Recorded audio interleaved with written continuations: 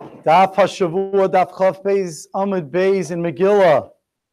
So first of all, I want to thank Rabbi Yosef Davis of Torah Anytime, who caught on to the fact that there was a problem with our mic, and that for probably the last at least month, the mic wasn't catching, and it was using the mic on the camcorder, and therefore it was echoing because it wasn't. So we had a team of experts today working for over an hour to figure out the issues.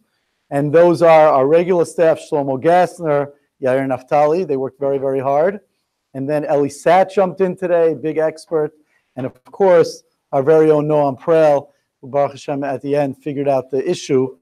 And we're back, and hopefully with a clear mic. They should be gebenched with continued nachas in Yiddishkeit, and they have the schus of the Torah learning in some part of making it clear. Thank you very much. Okay. There was one point from yesterday we were trying to work out at the beginning of yesterday's shir that I said I would come back to, and I am, and it's on Chav Beis Amud Aleph, the last Gemara before the two dots. The Gemara says, Shalach le Rabba Berei de Rabba le Rabbi Yosef Hilchasa. What's the halacha? Hilchasa Mai Shalach le Hilchasa Doleg V'Emtsoi Dolgen. That you go back, but it's the second aliyah that goes back, not the third aliyah. So we were trying to figure out why. I mentioned two reasons. Both those reasons are different ways that are learned amongst the Rishonim, and that is either that it's better to have it by the first aliyah, by the second aliyah, because if you read three psukim by the first aliyah, and then a guy comes in and he hears you doing the second aliyah starting from pasuk gimel, the worst is he's going to think that the first aliyah had two psukim. But because he is coming into the shul, he could ask around and say, "What's with these two psukim? I thought he's going to ask," and then he could find out that what happened. But if you do it in the third aliyah, so the third aliyah means that the first aliyah is going to have three. The next aliyah is going to do the last two psukim and the first pasuk of Yehi Rakiah. Now a guy coming in late, right? A guy leaving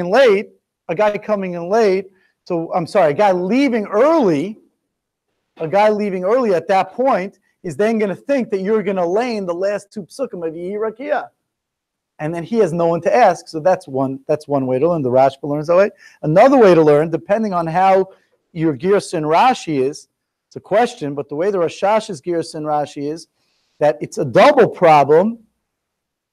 If you have the third aliyah, you would have to say that it wouldn't only be that as a problem, a guy leaving early, but even a new guy coming in, if he comes in middle of the second aliyah, when they're up to the first pasuk, then he's going to hear the Balkori reading the first pasuk of Yehi Rakiah, and then he's going to think they only read one pasuk.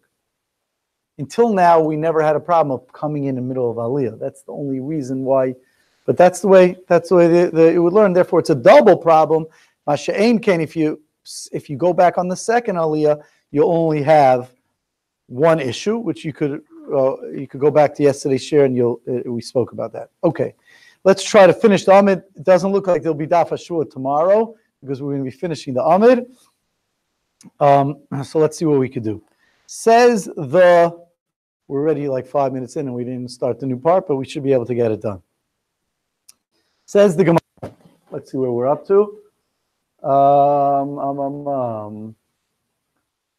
Gufa. We're up to Gufa. Rav Ikla Bavel. Rav came to Bavel b'Taina Sibar on the Taina Sibar. Kam Kara b'Sifra. He read from the Sefer Torah. Pasach. He started off Baruch with a bracha. Chosam. But he ended off a low baruch. He didn't make a bracha. Nafal kuli alma apayu. Everyone fell on their face. Tachnun v'Rav lo nafal alpay. That's what we learned earlier. My time Rav lo nafal alpay. Why didn't he fall on his face for Tachnun? Says the Gemara, Ritzbashel Avanim Haisa. There was a floor of Avanim Betania, and we learned in a Braisa, Ve'evin Maskas will sit in Ba'artzachem, and a covering of stone you shouldn't place in your land, Lishtachos allowed to bow down to, allow on it. So, On it, you can't bow ba'artzechem in your land. But you're allowed to bow on while you're on the Avanim in the Beis Hamikdash. The Torah didn't aser, didn't prohibit. It's not avodah zarah. It's just ritzvah sha'avanim. They didn't let you have a floor made of stone. But it wasn't a problem of avodah zarah, because it would be a problem of avodah zarah, the ritzvah of avanim, a floor of avanim, then you wouldn't be able to do it even in the Beis Hamikdash. From the fact that we say you could do it in the Beis Hamikdash, but not in the land, that shows us that it's not a problem of avodah zarah. It's just a problem of what? Of the fact that you can't use a ritzvah sha'avanim. So therefore, that's the Gemara's teretz, that Rav didn't do it because there was a ritzvah of avanim, it was a floor of avanim, and you can't do the feel sapayim, you can't bow down on the floor of avanim. Correct the Gemara, obvious question, Yachi Mayer your Rav. Why was it only Rav? Afilu kulanami, afilu kulanami. Afilu kulanami.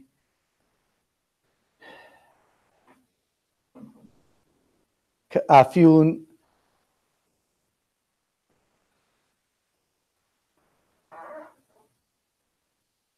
Mayer Rav afilu kulanami kamei. Oh, and says the Gemara kamei de Rav havi. The ritzvah of avanim, the stones were only in front of Rav. It was only in the front. The lezel legabi tzibura. So frek the Gemara, why didn't he go back and go with the tzibur and go to the place where there was no avanim? The limpol alapeh. And says Gemara lo boy lemitzach tzibura, because if he would have done that, then the tzibur would have had to stand up for him, because he was a tzaddik, he was a gadol. He was the leader, and he didn't want to be matriach them. He didn't want to bother them to do that. So that's one answer. So again, the first answer is why didn't he go down? Because it was where he was in the front, there was a floor of avanim, and he couldn't bow down on the floor. Another answer is Rav pishi yadayim raglayim havi. Really, havi havi. Really, everyone had a floor of avanim, but Rav used to do pishi yadayim raglayim. Ukedu'ula, like Ula says, the Amar over the Avan, but to do less than that, you could have done. So therefore, he didn't do less because he used to spread out. The more obvious question. So instead of not doing anything, he should have at least done what? Lipo al pay, fell on his face, whatever that means. Less than pisha yadayim raglayim, less than spreading out his face, his arms and his legs. And so the Gemara says, v'lo lavid pishi yadayim raglayim. And so the Gemara lo mashani mimanhiga. He didn't want minhage. He didn't want to change from his minhag. Another answer. So far we have two answers. One answer is there was a floor in front of him, but not other people. The second answer was he did pishi yadayim raglayim and he didn't want to change from his minhag. And the third answer says Adam chashuv shiny, that Adam chashuv is not supposed to do. We're going to see he's not supposed to fall on his face in front of the congregation if he's not going to get answered, because we see from Yoshua was looking to get answered from Hashem, and he fell he fell to Hashem he fell down in front of the people, and Hashem said don't do that. Because if you're not going to be answered, it's going to be a chil Hashem that you're not answered. Adam chashuv shiny, because Rabbi Lazar, ain't Adam chashuv r'shoy lipol al panav, that a person whose chashuv the leader can't fall on his face in front of the people, elim keinena, unless he knows he's going to be answered. Yeshua benun, dichsiv ayomer Hashem Yoshua, like Hashem said to Yeshua, kum leich, get up. Why are you getting up on your face? I just want to mention one thing from yesterday. We mentioned that Rav used to give kavod to Shmuel. I said because he cursed him. He's cursed his children. It's a little unclear. Rashi says, the Gemara says he cursed him that he shouldn't have children. It was about children he was cursing. He didn't curse his children. That was from yesterday on Chav Beis Amanav. Okay, finishes off the Gemara. Tanu Rabbanan. The Gemara is now going to speak about different types of bowing down to Hashem. Kida, when it says kida, that means alapayim. You fall on your face, but in a very hard way. You only fall on your face. You hold yourself up by the thumbs, and you are able to, like some of the guys in our yeshiva, that they could do the push-ups just with their hand on the thumbs and put their face down to the ground and hold their whole body up on their thumbs. That's the Gemara going to say is kida alapayim, only on your face. Shnemar, and it's amazing. Batika basheva apayim eretz. That Basheva did that. Batiko basheva apayim eretz. How do you read it? Well, tika basheva apayim eretz. She bowed down to the ground. Alapayim. Kriya, when it says kriya, al berkayim. That means on the knees. V'cheinu omer, like it says in the pasuk. The pasuk says, "Vayhi chalosh Shlomo l'spal Hashem." When Shlomo was davening, Atchina zos kamu l'fnei mizbeach Hashem michroa al birkav.